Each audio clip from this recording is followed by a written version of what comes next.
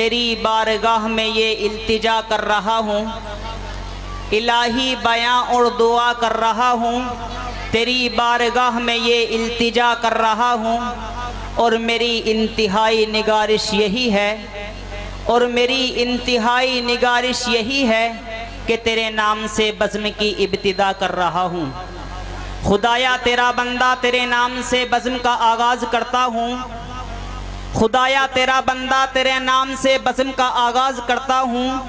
تیرا بندہ ہوں، تیری رحمتوں پر ناز کرتا ہوں،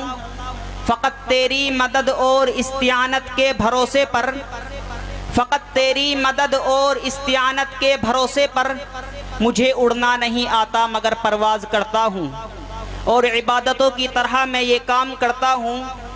اور عبادتوں کی طرح میں یہ کام کرتا ہوں۔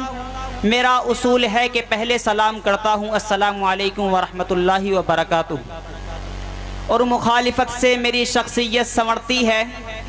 اور مخالفت سے میری شخصیت سنورتی ہے، میں دشمنوں کا بڑا احترام کرتا ہوں۔ معزز سامعین، آج آپ کے اور ہمارے اس ادارے کا، خصوصاً اس علاقے کا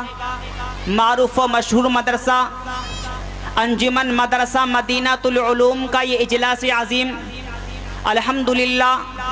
بڑی آن بان کے ساتھ اور بڑی شان و شوکت کے ساتھ منعقد ہو رہا ہے، جس میں ہم اور آپ الحمدللہ شرکت کی سعادت حاصل کر رہے ہیں۔ اس پر اللہ تبارک و تعالیٰ کا جتنا بھی شکریہ ادا کیا جائے کم ہے، کیونکہ اللہ تبارک و تعالیٰ نے ہم سب کو یہ سنہری موقع تقریباً 1 سال کے بعد عنایت فرمایا کہ جس میں ہم سب ایک ساتھ جمع ہو کر کے قرآن و حدیث کی روشنی میں علماء اکرام کی زبانیں کچھ باتیں سن سکیں۔ لہٰذا میں تمامی بستی والوں سے اور جہاں تک میری یہ آواز پہنچ رہی ہے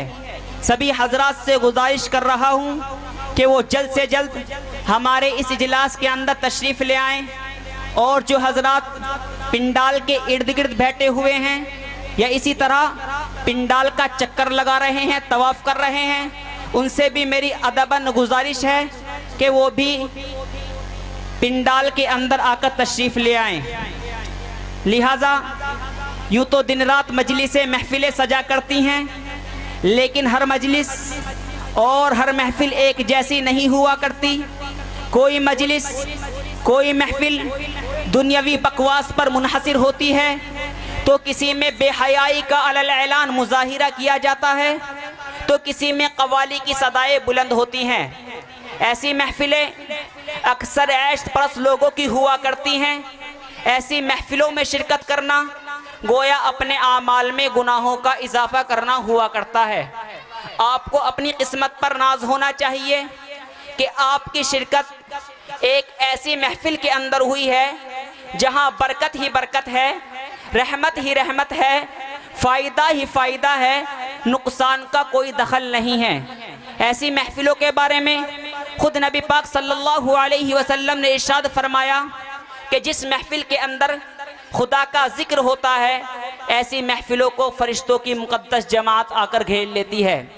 اور کسی شاعر نے بھی کیا ہی خوب کہا ہے،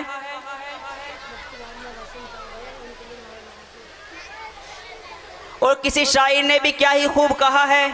کہ رشک کرتا ہے فلک ایسی زمیں پر اسد، کہ رشک کرتا ہے فلک ایسی زمیں پر اسد جہاں 2-4 گھڑی ذکر خدا ہوتا ہے۔ آج کا یہ عظیم الشان اجلاس عام اپنی تمام کامیابی اور اپنی تمام کامرانی کے ساتھ رواں دواں ہیں۔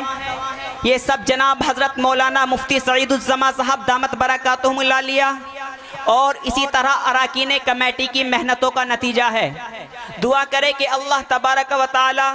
ان تمام حضرات کی عمروں میں برکت عطا فرمائے۔ قبل اس کے کہ میں اپنے اس پروگرام کو آگے بڑھاؤں، میں ان حضرات سے درخواست کر رہا ہوں جو پنڈال کے ارد گرد کھڑے ہوئے ہیں وہ پنڈال کے اندر بیٹھ جائیں، کیونکہ ہم نے اپنے بڑوں سے پڑھا اور سنا ہے کہ جس محفل کے اندر انتشار ہوتا ہے، جس محفل کے اندر بیچ میں جگہ چھٹی ہوئی ہوتی ہیں، اس محفل میں شیاطین کا دخول ہو جاتا ہے اور پھر شیاطین بیچ میں آ کر بیٹھ جاتے ہیں۔ لہٰذا میں تمام ہی حضرات سے گزارش کر رہا ہوں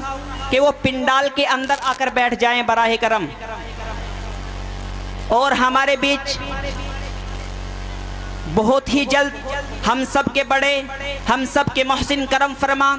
حضرت اقدس حضرت مولانا مفتی محمد حسن صاحب دامت برکاتہم العالیہ بہت ہی جلد تشریف لانے والے ہیں. اور اسی طرح